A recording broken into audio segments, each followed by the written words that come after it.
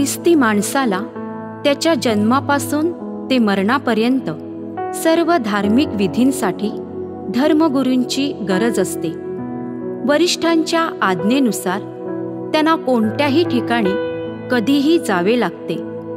अतिशय दुर्गम भागात जाऊन देखील दीनदुबळे, गरीब, विकलांग बांधवांसाठी ते काम करतात. धर्मगुरू, धर्मभगिनी आपली त्यागमय जीवनाची काटेरी वाट चालताना इतरांच्या जीवनात प्रेमाचं फूल फुलवण्याचं काम अत्यंत नम्रपणे करतात. त्यांनी ह्या कार्यासाठी आपलं घर, आई-वडील, भाऊ-बहिणी, आप्तेष्ट, संपत्ती सगळ्यांचा त्याग केलेला असतो. त्यांना त्यांचं घर नसतं. आपल्या भौतिक जगात त्यांच्यावर अनेक प्रकारचे हल्ले होतात, मानहानी होते आणि तरी सुद्धा त्यांचं काम ते इमाने इतबारे करीत असतात. एक प्रार्थनेचं कवच त्यांच्या पाठीशी, त्यांच्या अवतीभवती असावं म्हणून ही त्यांच्यासाठी प्रभुचरणी प्रार्थना. ही प्रार्थना केवळ संत जॉन मारी व्हियानी यांच्या सणानिमित्तच नव्हे तर वर्षभर आपल्या चिंतनात असू द्या, म्हणजे प्रभू परमेश्वराची दया, कृपा आणि आशीर्वाद आम्हा धर्मगुरू, धर्मबंधू व धर्मभगिनींना सतत मिळत राहील. धर्मगुरूंसाठी प्रार्थना. हे प्रेमळ प्रभू, आमच्या धर्मगुरूंचा सांभाळ कर. ते तुझे आहेत. तुझ्या पवित्र मंदिरात त्यांच्या जीवनाचे दीप तेवत आहेत. ते जगात आहेत परंतु जगाचे नाहीत.